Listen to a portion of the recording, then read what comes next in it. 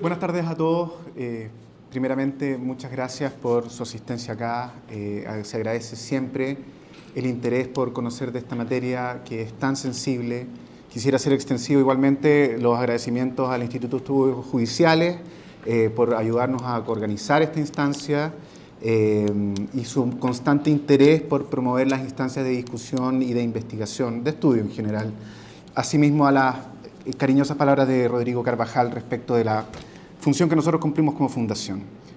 Quisimos partir mostrando este video para dar cuenta de algo que hoy día ya sucede en Chile y que si bien no tenemos una ley que esté publicada y que por tanto haya entrado en vigencia, ya hay muchos esfuerzos que se están realizando desde acá y en efecto el Poder Judicial, es decir, la institución a la que ustedes pertenecen, ha sido uno de los precursores y uno de los promotores de materias relevantes que están dentro de esta ley. En definitiva, lo que se hizo a través del proyecto Salas se llevó a nivel legal, por supuesto, al cambiar la ley, se liberó un poquitito las restricciones que daba la propia normativa propiamente tal, y además la ley lo expande a todo el procedimiento, es decir, el Poder Judicial es uno de los actores claves para que esto haya avanzado y sea ley. Dicho aquello, lo que me corresponde a mí exponer se refiere a los cambios procesales que trae la ley de entrevistas grabadas en video y otras medidas de resguardo en el contexto de una sociedad y un país que ha estado cambiando desde aproximadamente unos 30 años, pensando en la Declaración de los Derechos de Niños de las Naciones Unidas, la misma reforma procesal penal que trae el rol de la revalidación de la víctima y el reconocimiento de sujetos más débiles dentro del proceso penal, y la palabra débil no es mía, paréntesis, sino que son expresiones que están utilizadas. Y en ese marco, y en el marco también del desarrollo y el descubrimiento de las situaciones particulares que aquejaban a niños, niñas y adolescentes, es que surge esto que antes fue proyecto de ley y que hoy día es futura ley. Primeramente, quisiera ponerlos a ustedes en conocimiento de lo que fue la línea de tiempo. Y esto es relevante sobre la base de que si ustedes pueden ver bien esta tabla o este gráfico, el proyecto de ley lleva casi 4 años antes de ser ley propiamente tal. Y entre medio, en la discusión parlamentaria, hubo 2 sustituciones indicativas que no tuvieron mayor movimiento, digamos, en casi un lapso de 1 año. ¿Esto a qué se debe? Básicamente a un cambio fuerte que traía a nivel de resistencias culturales, de modelos que nosotros no conocíamos bien y que había que aplicar a Chile, a la realidad nacional.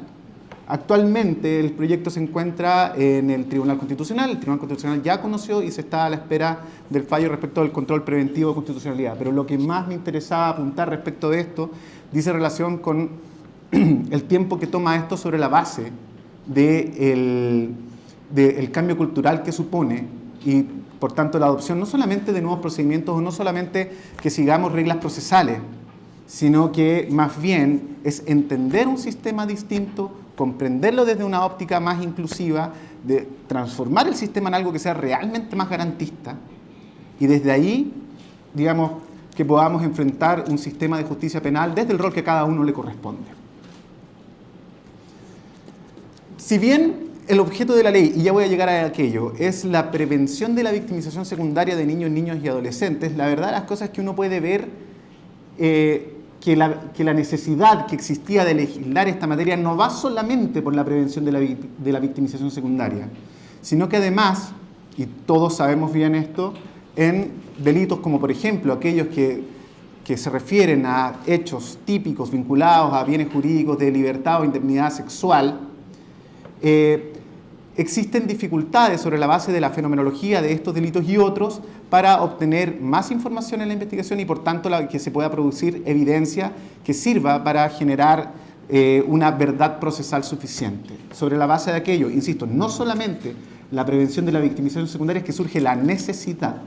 Y a esto hay que transversalmente entender o agregar de que siempre tiene que ser en el marco de un debido proceso, es decir, no podemos por estos 2 fines transgredir lo que es el equilibrio procesal propiamente tal y que por tanto no podemos pasar a llevar a un interviniente en desmedro del otro o en favor del otro. Esta básicamente es el triángulo de factores que se tuvo que tener a la vista a lo largo de toda la tramitación del proyecto de ley, por eso es que lo pongo en relevancia. Finalmente, lo que el esfuerzo y la ambición a través de esta futura ley fue de adaptar el procedimiento a un lenguaje, a una forma que sea entendible por los niños, niñas y adolescentes. En general, los adultos y en todo orden de cosas, lo que hacemos es expresarnos, comunicarnos, establecer reglas, normativas, formas de funcionar, que obviamente lo hacemos con nuestro propio lenguaje. Es algo que es evidente, porque es lo que nos es natural. Sin embargo, nosotros tenemos, y esto lo podrá tal vez explicar mejor Carolina, que los niños, niñas y adolescentes tienen formas de expresión, formas de comprensión, formas de entender y de comunicarse que son completamente distintas y que por tanto tienen que ser ponderadas de esa manera. Esto apunta absolutamente a lo que partió, por lo menos en Chile, a través de la llamada reforma procesal penal, en el sentido de establecer un sistema que es realmente garantista. Haciendo una introducción muy breve, recordemos que lo primero que se señaló en el mensaje del Código Procesal Penal era la necesidad de establecer un sistema en el que todos los intervinientes pudieran participar de la construcción de la verdad formal o judicial. Y desde esa perspectiva, el procedimiento tiene que permitir asegurar una posición de equivalencia, y esta posición de equivalencia significa entender y poder comunicar, para hacer la construcción propiamente tal de la verdad formal o judicial, como se llamaba, que es lo que va a llevar, al final del día, a la resolución judicial. Todos los intervinientes tienen que poder participar en igualdad de condiciones, y eso no significa solamente comprender la debilidad, insisto en comillas, del imputado en relación a enfrentarse él al aparato persecutor y investigador primeramente, sino también respecto de otros sujetos que tienen dificultades a la hora de enfrentar el sistema de justicia penal. En este caso, los niños, niñas y adolescentes. Antes de pasar a lo que es las reformas específicas al procedimiento, es necesario hacer una introducción que toque dos ámbitos, o dos puntos principalmente. El primero es más bien breve y el segundo es un poquitito más profundo. Lo primero se refiere a lo que está señalado hoy en el título, y es básicamente para que se entienda cómo se enmarca el ámbito de aplicación y el sentido de la ley.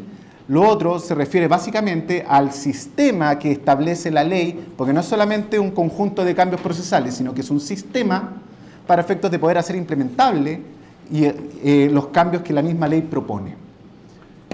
El objeto, como ya adelantaba, de la ley, y eso está en el artículo primero, en el inciso primero, de hecho eso es copia de una cita, es la prevención de la victimización secundaria de niños, niñas y adolescentes víctimas.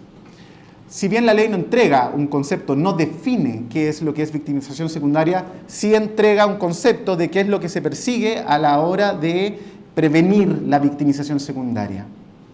Por tanto, no se entrega un concepto estrecho que no permita adaptarse a las situaciones particulares y asimismo a los avances que tenga todo lo que sea en relación al desarrollo de lo que es victimología o ciencias jurídicas propiamente tal, y sobre la base de aquello es que se establece, insisto, una suerte de conceptualización del objetivo de la prevención de la victimización secundaria.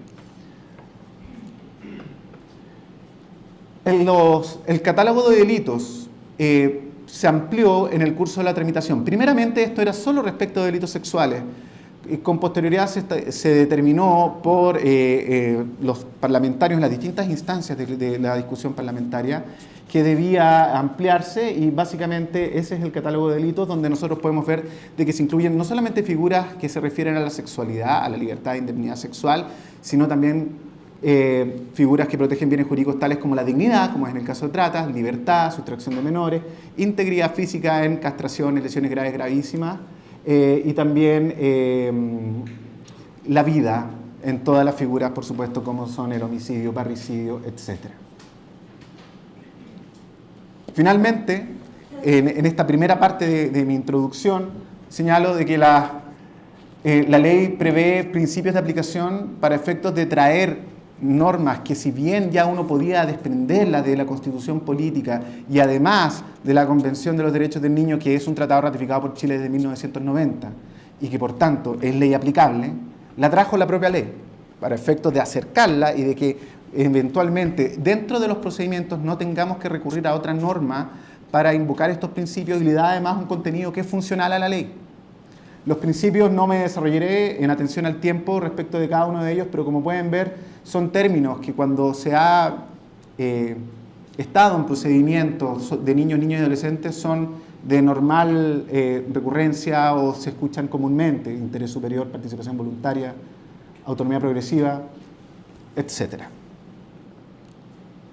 Les decía yo que es necesario, antes de pasar a los cambios procesales propiamente tal, entender de que la ley adopta un sistema, y probablemente esta sea la gran novedad y sea lo que transforma esto en un conjunto, no solamente en un conjunto de normas procesales dispuestas, sino en un cuerpo, en una comprensión lógica que avanza hacia el sentido del objeto de la ley. Nosotros vamos a hacer especial énfasis a lo que es la colaboración interinstitucional y a las intervenciones especializadas. La colaboración interinstitucional, por supuesto, abordado desde los desafíos institucionales, y aquí empiezo a acercarme ya un poco más a qué es lo que a ustedes, como miembros del Poder Judicial, les atañe más directamente.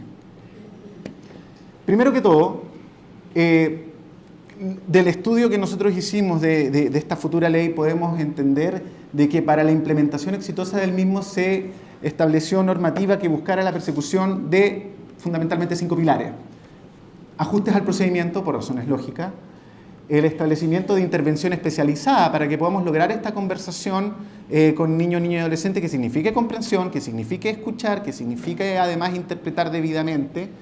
Obligación a las instituciones que participan del sistema de justicia penal a efectos de realizar determinadas acciones o contener desde estructura orgánica hasta deberes específicos que permitan garantizar la subsistencia del sistema. Se mandata también la coordinación y colaboración interinstitucional y asimismo interna, y además la creación, que ahí está señalado como entornos y equipos técnicos, pero en estricto rigor se refiere a infraestructura, dependencias y equipamiento. El diseño normativo que establece la ley es, primero que todo, por supuesto, existe una ley. Además, mandata la creación de un reglamento y establece cuáles son las materias que debe establecer este reglamento, que son básicamente cuestiones que son técnicas. Y agrega un tercer nivel o una tercera capa normativa, que son los protocolos de actuación y atención institucional a niños, niñas y adolescentes. Ese es el nombre completo. Y básicamente se refiere a reglas concretas, que son procedimientos específicos para efectos de poder llevar este sistema de manera correcta. Voy a poner un solo ejemplo. Se establece que debe existir un protocolo respecto del procedimiento de toma de denuncia. Eso significa que vamos a tener un estándar uniformado para efectos de que si es que la denuncia es tomada en Ministerio Público, de hecho en el mismo tribunal, en Policía de Investigaciones o en Carabineros, siga el mismo procedimiento. Y que siga el mismo procedimiento no significa solamente llenar el mismo formulario, significa también hablar el mismo lenguaje. Y eso desde ya es algo bueno. Asimismo, este protocolo tiene como intención el que no se busque recoger un testimonio o una declaración en la denuncia, sino registrar lo que el niño o niña adolescente manifiesta espontáneamente, a efectos de evitar inoculación de relato, a efectos de evitar que preste declaración más veces de la que sea estrictamente necesaria, en definitiva, a efectos de prevenir victimización secundaria. Respecto de varias instancias que se regulan, están establecidas la necesidad y la obligación de establecer estos protocolos, que justamente, insisto, para establecer reglas comunes, para establecer un lenguaje común y para que en definitiva las instituciones puedan compartir los procedimientos. Dentro del diseño normativo decíamos o mejor dicho, dentro de las claves para el éxito de la implementación, decíamos de que se daban la necesidad de la colaboración interinstitucional y además la imposición de deberes. El Ministerio de Justicia tendrá un rol esencial a nivel de ser coordinador del sistema a través de una institución que para algunos hoy en día está subutilizada, que es la Comisión de Coordinación del Sistema de Justicia Penal, y a través de aquella se van a establecer lineamientos, estándares y criterios generales para todas las materias que requieran ser reguladas. Insisto, esto no solamente está reglamento y protocolos, también, por supuesto, hay instituciones como es el propio Poder Judicial, como es el Ministerio Público, como es Carabineros, Policía de Investigaciones, que van a tener sus instrucciones o disposiciones internas. Asimismo, se le encarga al Ministerio de Justicia realizar una evaluación del sistema, que está vinculado a que el reglamento se tiene que revisar periódicamente. A lo más se puede demorar esta revisión 3 años. Y asimismo para ver modificaciones y proposiciones a los eventuales protocolos de actuación y atención interinstitucional.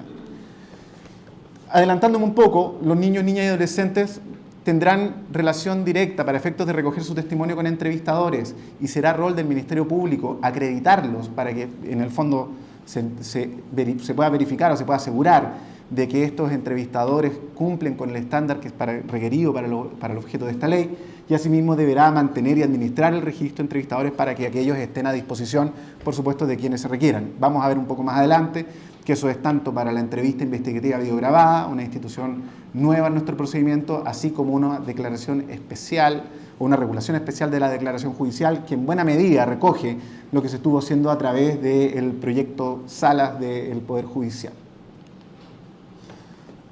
Para los actores del proceso penal, se establece la necesidad de generar este pool de entrevistadores, de generar condiciones adecuadas de infraestructura y asimismo darle a los entrevistadores dedicación exclusiva preferente para que se posibilite que aquellos puedan realmente realizar sus labores con los estándares que se requieren y que no se recogen de cualquier parte, sino que esto está en la evidencia internacional.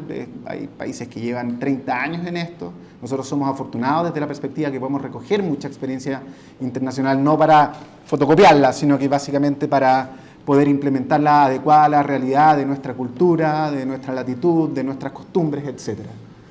Y dentro de esto me voy a centrar esencialmente en lo que se refiere a la intervención especializada, porque la verdad las cosas es que son los actores del proceso penal los que tienen que entregar esta intervención especializada, por razones lógicas. Y básicamente la figura central o la figura que adquiere mayor relevancia desde esta perspectiva en esta futura ley es el entrevistador. El entrevistador, como ya les adelantaba, y yo sé que si bien esto es una norma procesal propiamente tal, es necesario para explicar el sistema de intervención especializada, así que me permití agregarlo antes. El entrevistador, primero que todo, tendrá que ser acreditado por el Ministerio de Justicia y para ser acreditado deberá tener formación especializada en técnica y metodología de entrevista investigativa videograbada y declaración judicial. Cumpliendo con ese requisito y con los otros que establezca el reglamento, podrá ser acreditado por el Ministerio de Justicia con una acreditación que tendrá determinada vigencia. Son ellos los que van a interactuar directamente con el niño o niña adolescente a la hora de recoger su testimonio, ya sea para la investigación o para la instancia de juicio. Y en el caso de la entrevista investigativa videograbada, el entrevistador será designado por el fiscal que tenga a su cargo la investigación. En el caso de la declaración judicial, será designado primeramente la audiencia y preparación de juicio oral, previo escuchar a los intervinientes. No obstante, se le entrega una atribución al tribunal oral en lo penal que quede con competencia de la causa en relación a que podrá designar a un funcionario de su propio tribunal o a un juez de su propio tribunal para efectos de que pueda realizar la función que tendrá el entrevistador de intermediario, que ya vamos a explicar a continuación. El proceso de formación que permite alcanzar la acreditación se compone de una formación inicial, como decíamos, pero además resulta imprescindible, y esto es algo que está completamente zanjado a nivel de estudios y doctrina, que debe tener formación continua. Y formación continua no significa 3 años de seguirse preparando, significa continua. Y para aquello, lo que se establece primero que todo es la determinación de ciertos contenidos y habilidades que tienen que ser incorporadas en este curso de formación inicial, y luego, en los programas de formación continua, un sistema de capacitaciones, seguimiento y evaluación que debe permitir, 1, la mantención de las habilidades y competencias, bueno, y conocimientos también, de los entrevistadores, y segundo, reforzarlos y profundizarlos, mejorar las brechas eventualmente que tengan. El sistema, cuando se vincula con la acreditación, sigue más o menos esta lógica.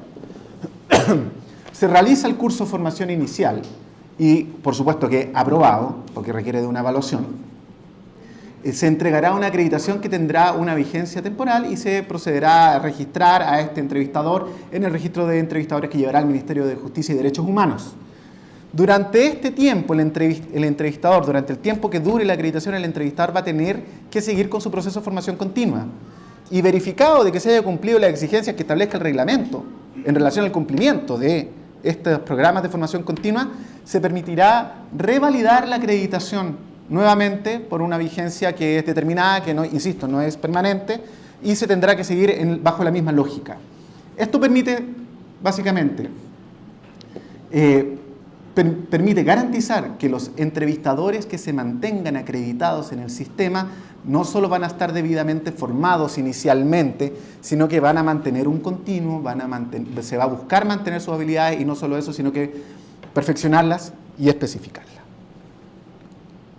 Muy brevemente sobre lo que es infraestructura y equipamiento, quisiera hacer presente, porque esto es incidente para Poder Judicial y sus jueces eventualmente, el deber de colaboración que está establecido en una norma específica, que señala que deben celebrarse convenios entre las instituciones participantes del proceso penal para facilitar y auxiliar en las salas y dependencias que se requieren justamente para recoger el testimonio de niños, niñas y adolescentes. Es decir, en el futuro, cuando la ley esté vigente, deberíamos poder ver, por ejemplo, funcionarios de Carabineros de Chile realizando las diligencias encargadas de entrevista investigativa videograbada en una sala de un tribunal, o al revés, se podría estar viendo la realización de una declaración judicial anticipada en sede de fiscalía. Esto es básicamente la lógica que tiene esta ley. Una visión que de verdad es sistémica, que tiene que ver con colaboración interinstitucional, que tiene que ver con la utilización inteligente de los recursos y que principalmente significa de que, y me perdonarán lo coloquial, todos remamos para el mismo lado. Ahora sí, habiendo hecho esta pequeña introducción que se comió como la mitad de mi tiempo, pero que era introducción igual, vamos a algunas modificaciones que son relevantes, primero vinculadas a la investigación propiamente tal. Esto es relevante esencialmente para jueces de garantía que, por ejemplo, tienen que verificar los procedimientos en audiencias de control de detención y también en general para jueces en lo oral cuando tienen que recoger pruebas que nazcan desde la denuncia propiamente tal. La futura ley distingue entre dos situaciones. Primero, el niño o niña adolescente denuncia solo. Segundo, niño o niña adolescente denuncia acompañado de un adulto responsable. En cualquiera de estos dos casos, no obstante, se tiene que garantizar la condición de participación voluntaria del niño o niña adolescente, de seguridad, de control de presencia de otras personas y de privacidad. Como ya adelantaba, la ley mandata de que el funcionario no puede realizar preguntas que estén destinadas a determinar la acreditación de un hecho determinado que podría ser constitutivo de delito o la determinación de participación responsable de alguien, sino que lo que debe hacer es hacer primeras preguntas de identificación y se debe quedar con la respuesta que le den y registrar lo que espontánea y libremente manifieste el niño o niña adolescente. Es decir, no lo voy a forzar para que me diga si fue el tío o no fue el tío, dónde sucedió esto, si se acuerda de la intersección de las calles, si se acuerda del color del auto, etcétera, etcétera. De esta forma, evitamos, primero que todo, que a través de la intervención de un funcionario que no va a estar necesariamente especializado, como es aquel que recoge la denuncia, se contamine el relato del niño y además se le victimice. En el caso de que sea acompañado por un adulto responsable, la presencia de este adulto responsable no debe afectar la libertad del niño para poder entregar lo que manifiestamente quiera manifestar. Y se le puede tomar declaración sobre el eventual hecho o la situación que haya manifestado el niño o niña adolescente y además para complementar aquello en lo pertinente a su identidad que no haya podido ser recogido del niño propiamente tal. En relación al niño o niña adolescente, como señalaba, que esté el adulto no importa de que se le pueda tomar su declaración y además evitará que unos y otros escuchen el relato de uno y otro, valga la redundancia, para efectos de que el adulto no incida en el niño o que el niño no se sienta influenciado o intimidado por el niño propiamente tal. Muy breve, y esto sí también es importante para efectos de denuncias, controles, legalidad, primeras diligencias, etc. En relación a denuncias que no son tomadas en dependencia del Ministerio Público, voy a ir muy rápido. Se deberá tomar conocimiento del fiscal que corresponda en un plazo máximo de 8 horas. Se pone la vía más expedita y más rápida, por lo tanto, de acuerdo con los medios tecnológicos como se vaya dando, esto podrá tener una sistematización y un procedimiento de funcionamiento moldeado por los protocolos, insisto, ágil e inteligente.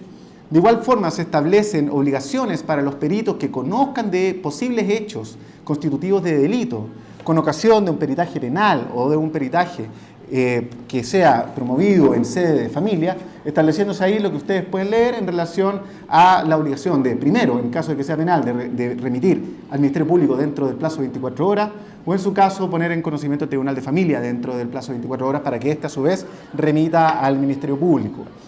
Establecer estas normas, y aquí me voy a detener un poco, también es bastante relevante para efectos de el actuar que en general tenemos los actores del sistema.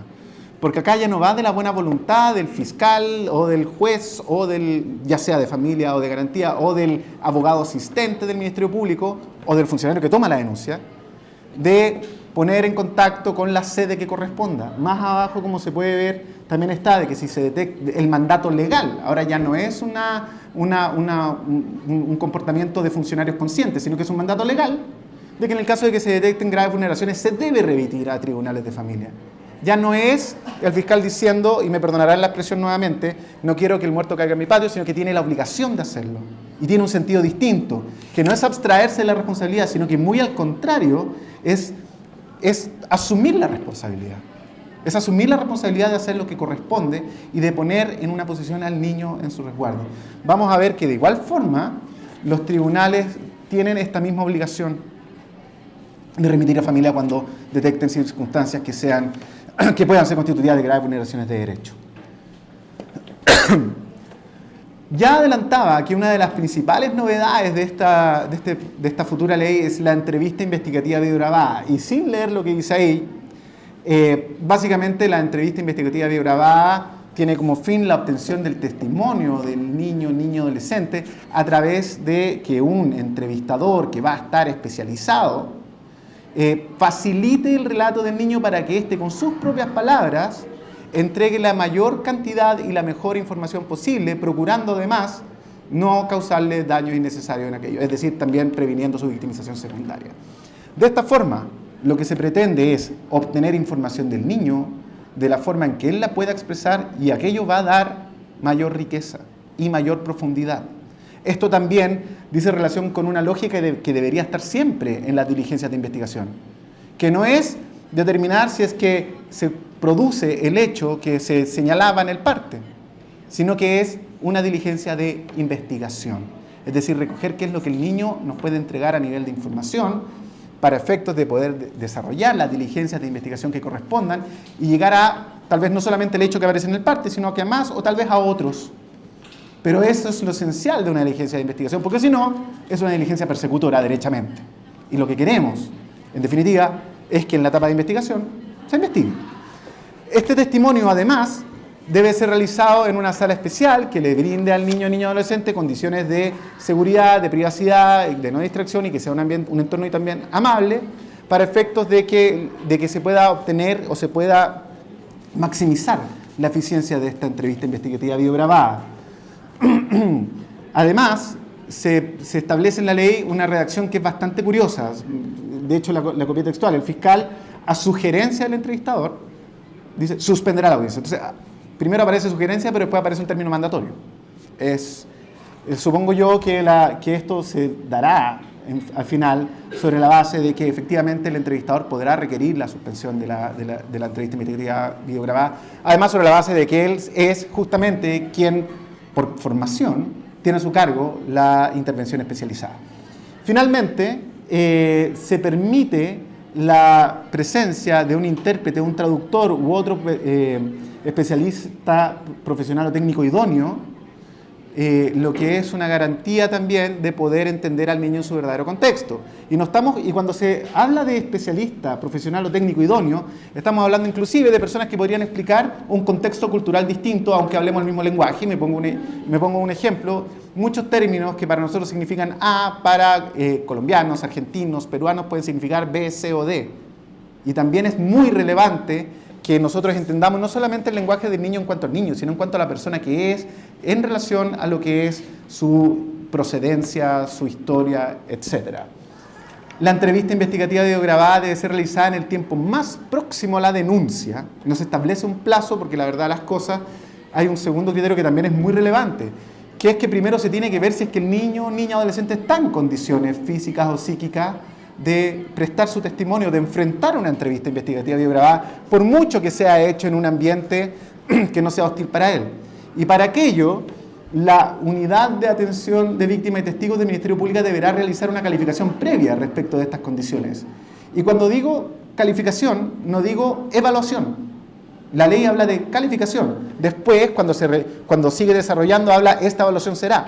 Pero lo relevante es que es una calificación. Es decir, nosotros no vamos a someter a juicio a un niño, sino que lo que vamos a ver es si es que está en condiciones o no.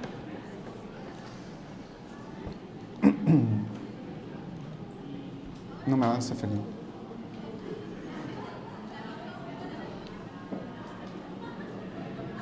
Disculpen.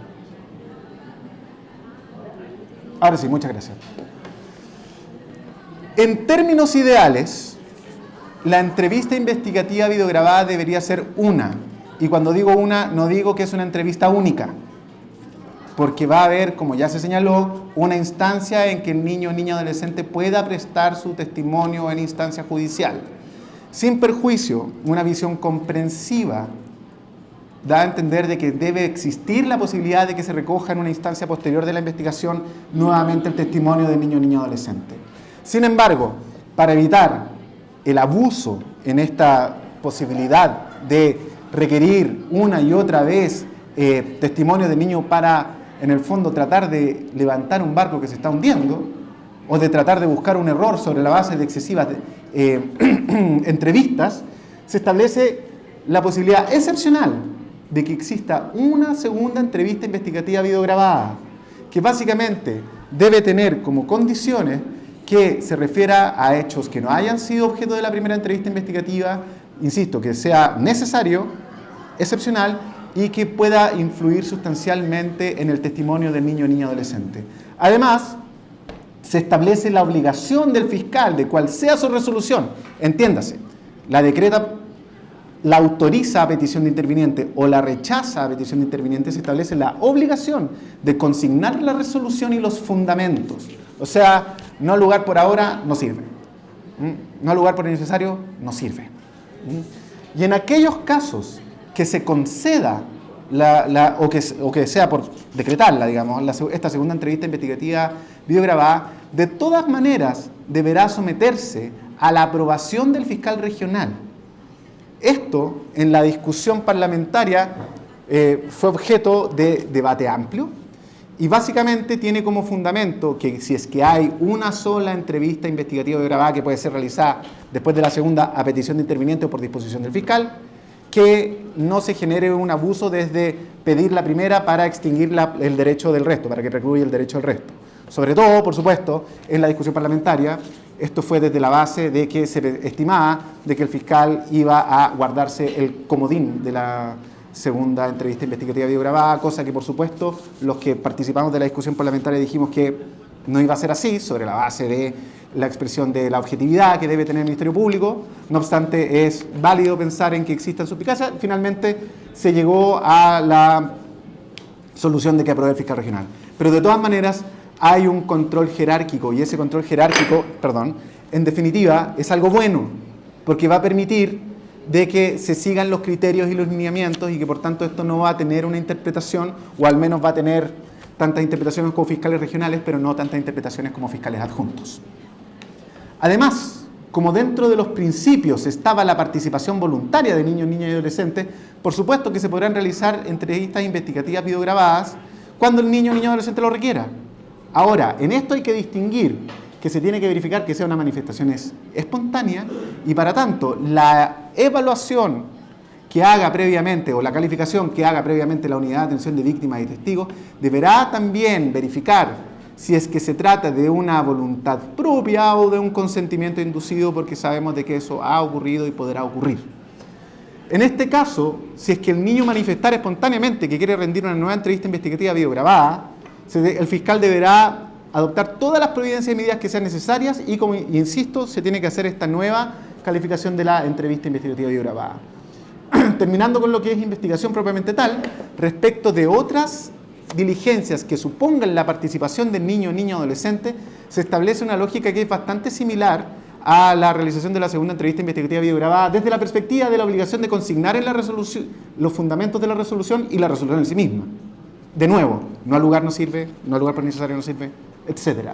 Y se establecen diferencias Y aquí todos sabemos que dentro de la fenomenología de delitos sexuales se generan muchos fenómenos en relación al niño que dicen relación con el desarrollo de la memoria, la sugestionabilidad, etc. Y por tanto, en delitos sexuales muchas veces se cuestionó la credibilidad y terminamos en una justicia de suerte formularia en relación a delitos sexuales, en que era requisito sine qua non de acusar la realización de un peritaje de credibilidad o de evaluación del testimonio, si me permiten un término un poco más formal, y asimismo en algunos casos lamentablemente también fue condición de condenabilidad de que este peritaje de evaluación del testimonio arrojara de que el testimonio del niño adolescente es creíble, y esto inclusive considerando que la metodología utilizada no era fiel al SBA ni al CBCA, ni que tampoco aquellas técnicas creadas por la psicología del testimonio en Alemania responden propiamente tal al fin con el que se utilizaban acá.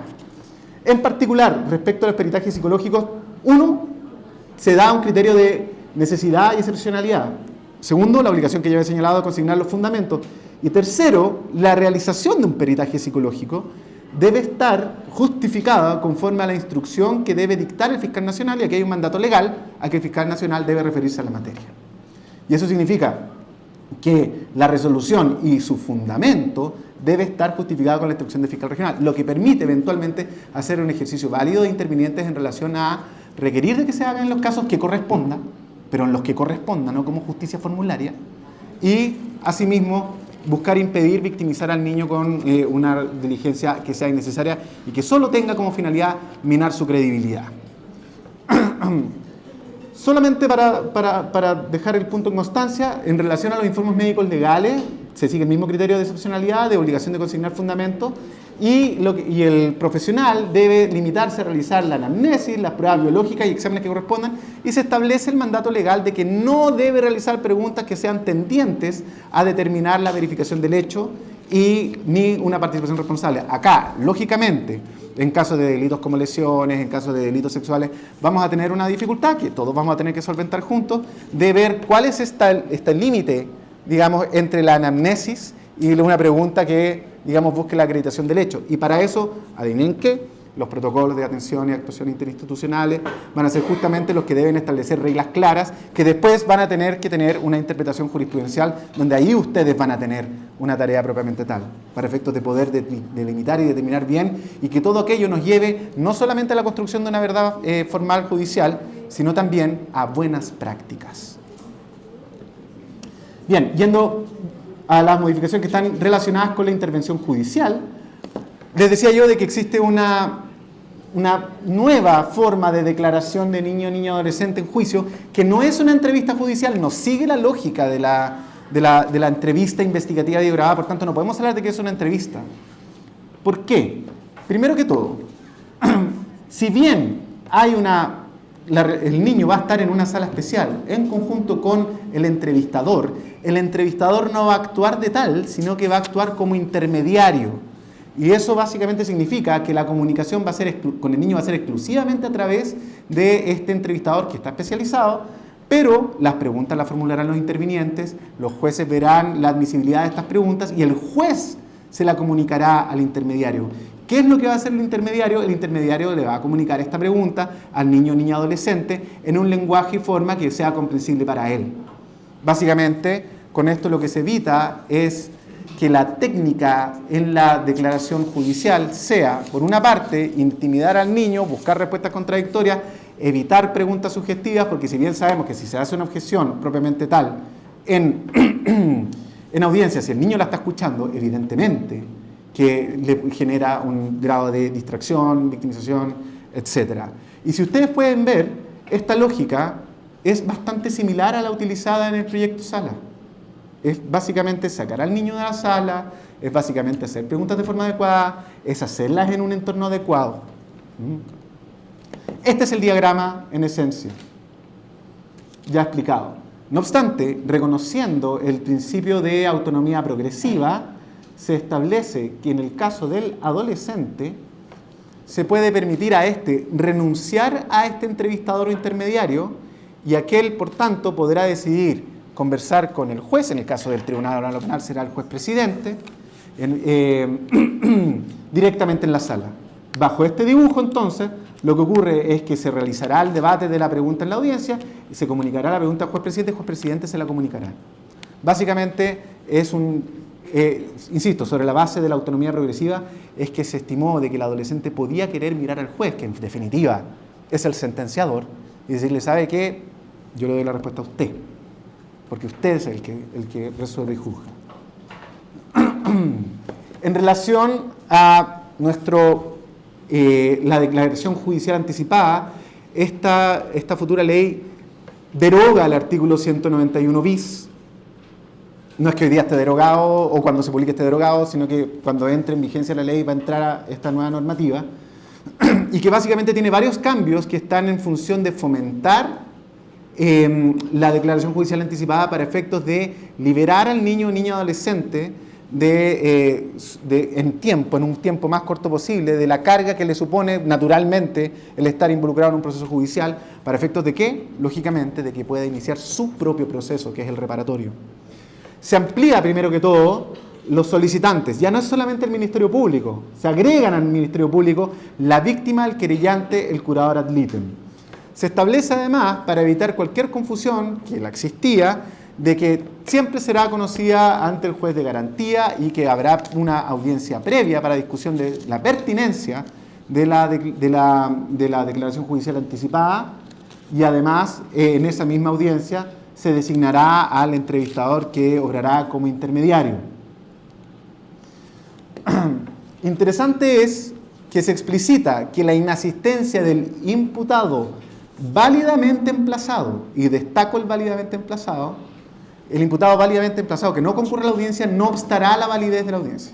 Y yo sé que es un exceso de decirles esto, pero obviamente esto no se refiere al abogado defensor, sino que se refiere al imputado.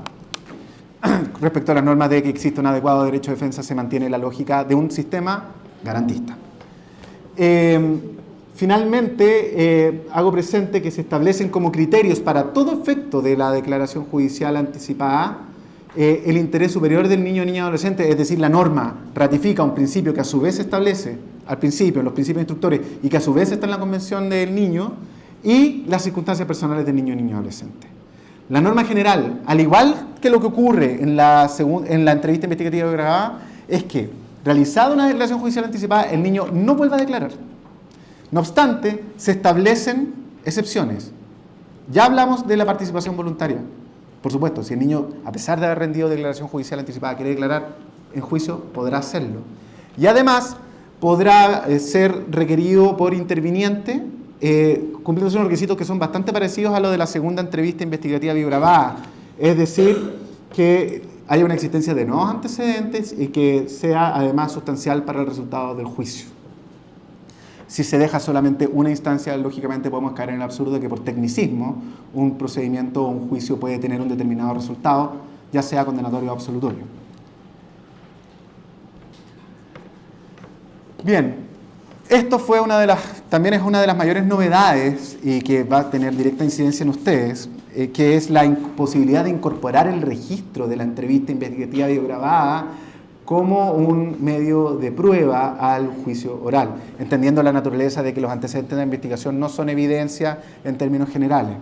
Por supuesto que esto dice relación con recoger un testimonio que primero que todo es fidedigno, no es un papel que alguien escribió a antojo y que tiene la huella del niño respaldando qué es lo que dijo, y segundo, que además es una fotografía o una radiografía, si me permiten, del niño o niña adolescente, que en general el juez no va a tener, que es cercano al momento de la ocurrencia del hecho. Y eso es información valiosa que hasta ahora no se había puesto a disposición de los jueces. Sin embargo, sobre la base de la existencia de la participación voluntaria, que quiere decir participo cuando quiero y no participo cuando no quiero, no se podía hacer una entrada absolutamente libre de del registro de la entrevista investigativa grabada, porque se podía presentar para arbitrariedades tales como tengo una muy buena entrevista investigativa para efectos persecutorios, por tanto insto al niño a que haga ejercicio de su participación voluntaria y no declare, y con eso, ¿qué es lo que hago? Coarto el derecho que más se preocuparon los participantes de las distintas entidades del sistema judicial, que se resguarde del imputado, que es el derecho a la defensa traducido en el derecho al contrainterrogatorio, porque de otra forma no hay contradictoriedad, no hay inmediación y por tanto no hay debido proceso. Entonces, ¿a qué se llegó? Insisto, sin poder incorporar libremente esta prueba. Se incorpora, primero que todo, con razones que son bastante razonables y que ya siguen una lógica de la declaración actualmente. Primero que todo, cuando haya muerto o el niño tenga una incapacidad físico-mental que le impida la comparecencia. Perderse de la posibilidad de contar con el testimonio del niño estando en la videograbación no tiene mayor sentido. De igual forma, si durante la comparecencia el niño sufriere alguna incapacidad grave que le impidiere declarar, que también es una cosa lógica, y aquí también hay un efecto de comprensión, y todos los que han sido jueces en un tribunal oral en lo penal habrán visto, y me perdonarán que sea tan explícito, por lo menos una vez a un niño teniendo problemas, digamos, serios y graves antes de declarar. Inclusive algunos mojan sus pantalones, etc. Y son cosas que de verdad hay situaciones que no hay que empujar o forzar al niño. Y en esto también tenemos que ser todos comprensivos. Y el punto en relación a cuando no es ninguna de estas dos situaciones es que se estableció que se puede incorporar este registro para complementar o mostrar contradicciones e inconsistencias. Es decir, el requisito es que el niño haya comparecido y haya prestado testimonio, y solo entonces yo podré incorporar el testimonio. Es decir, si yo tengo un niño que está en condiciones físicas y psíquicas para declarar, que declare. Y si es que declara, yo podré complementar su testimonio, o insisto, mostrar contradicción e inconsistencia.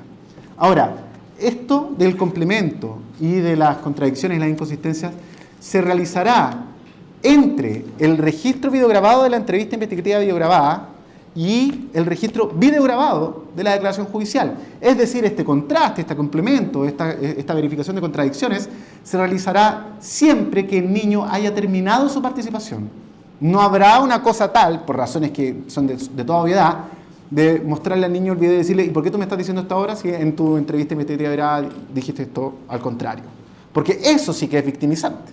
O sea, distinto, peor aún que leer un papel en que el niño supuestamente habría dicho algo distinto, es que el niño se vea a él mismo diciendo algo que podría entenderse como distinto. Por tanto, el niño es liberado de su declaración judicial, de su participación, y recién entonces se hace el complemento o se verifica la existencia de contradicción e inconsistencia, e insisto, entre los registros de ambos testimonios. Finalmente se establece una última causal para poder incorporar el video, que dice relación a que se puede citar al entrevistador para que declare sobre la metodología realizada en la entrevista. Esto, por supuesto, tiene lógica si es que se va a exhibir la entrevista. Pero si se va a exhibir la entrevista, asimismo, también se tiene que poder ver por qué se realizó determinada pregunta, por qué se llegó a tal respuesta, etc. Y desde tal perspectiva, el entrevistador es un auténtico testigo experto. Y él podrá referirse, ojo, no podrá reemplazar la declaración del niño. No podrá hacerlo. Solo podrá referirse a la metodología. Y de hecho, en la futura ley hay una norma que establece que nadie podrá reemplazar la declaración del niño. O sea, usted lleve como desde a 30 policías que vean la diligencia desde una sala de observación, y ninguno de ellos va a poder ir a declarar respecto de lo que escuchó del niño, porque nadie puede declarar sobre el testimonio del niño, tampoco el entrevistado. El entrevistador solo podrá hacerlo respecto a la metodología, y por supuesto que se puede requerir exhibir el video para entender, digamos, en lo que está explicando el entrevistador, o el cuestionamiento o el afirmamiento que eventualmente se está haciendo de la metodología empleada. Pero muy rápido, también se establece un catálogo de medidas de protección que está dividido en 3. Medidas de protección generales, medidas de protección especiales y medidas de protección para testigos. Porque esta ley resguarda principalmente sujeto a las víctimas. Las medidas generales de protección son medidas que ya se encuentran meridianamente establecidas y que son de común uso. Pero se establece la imposición de que se debe decretar una o más de estas medidas. Ahora, una de las medidas es suprimir de las actas la información de la víctima, cosa que sabemos que es pan de cada día. En estricto rigor, acá también queda un desafío o una invitación a los jueces para que decreten las que realmente sirvan para no afectar el debido proceso y que sí favorezcan la participación del niño o niña adolescente en condiciones favorables. Pueden ser solicitadas al juez de garantía, al Tribunal Penal, de oficio, pueden ser decretadas y también pueden ser requeridas a solicitud interviniente.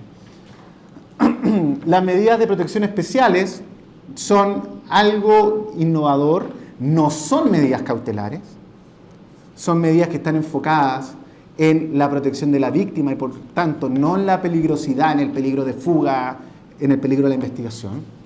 Y pueden ser solicitadas por el Ministerio Público, por la víctima, el curador ad litem y el querellante. Si ustedes se fijan bien, son los mismos que pueden solicitar la declaración judicial anticipada. Puede ser solicitada en cualquier estado del juicio, inclusive antes de la formalización, y conoce el juez de garantía. El único requisito de esta medida de protección es la existencia de antecedentes que hagan presumir un riesgo para el ofendido. Y estas medidas son las que ahí se detallan, y como yo antes les había prevenido, cuando se detecte la posibilidad de vulneración de derechos a niños, niñas y adolescentes, se mandata, es decir, no es facultativo. Y por tanto no hacerlo importa una infracción funcionaria. O una infracción de deberes, en el caso del juez propiamente tal. La remisión de los antecedentes a sede de familia para que se adopte el procedimiento proteccional respectivo. Las medidas de protección para niños son específicamente para el juicio oral y se hace una distinción en función de la autonomía progresiva de la normativa aplicable a niños, niñas y por otro lado a adolescentes, pero que básicamente dicen con condiciones de protección a estos, y como se puede ver para niños y niñas se establece un régimen parecido a la prerrogativa que tiene el adolescente, y para los adolescentes testigos se establece una medida un poco más amplia, pero que también puede incluir esta medida. Finalmente, la producción, el registro y el resguardo de la entrevista. Ya habíamos dicho que el testimonio se recoge en salas especiales, pero además se requieren condiciones adecuadas. No es lo mismo un niño de 6 que un adolescente de 15, por razones lógicas, que se reúnan las condiciones además de privacidad, resguardo de la seguridad, control de presencia de otras personas y tecnológicamente adecuadas. Si ustedes se fijan, es algo parecido también a lo que se pedía para la denuncia.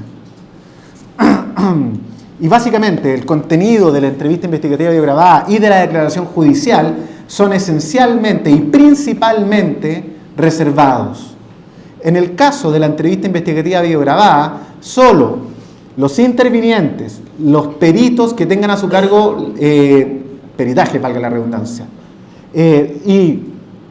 tribunales de familia y policías en el cumplimiento de diligencias específicas pueden tener acceso al registro al contenido del contenido de la entrevista investigativa videograbada. Si se quiere ver íntegro, se tendrá que ir a dependencias del Ministerio Público, y con aquello incluyo los intervinientes. En cambio, para la obtención de una copia, ya sea solicitud propia o porque sean propios de la naturaleza de las diligencias de investigación, o, por ejemplo, de la presentación de la acusación fiscal, esta copia deberá tener distorsión para efectos de, uno, que no pueda ser identificado un niño o niña adolescente por terceros, pero al mismo tiempo la diligencia debe poder ser comprensible, o sea, no debe alterar su contenido o la comprensión de su contenido. No se estableció si fuera solamente audio, si fuera solamente video, básicamente porque encontraremos tantos casos particulares como niños entrevistados. Y así habrá un niño, por ejemplo, que tendrá un nombre particular, habrá un niño que tú le puedes cubrir el rostro, pero tiene un tatuaje particular, etc.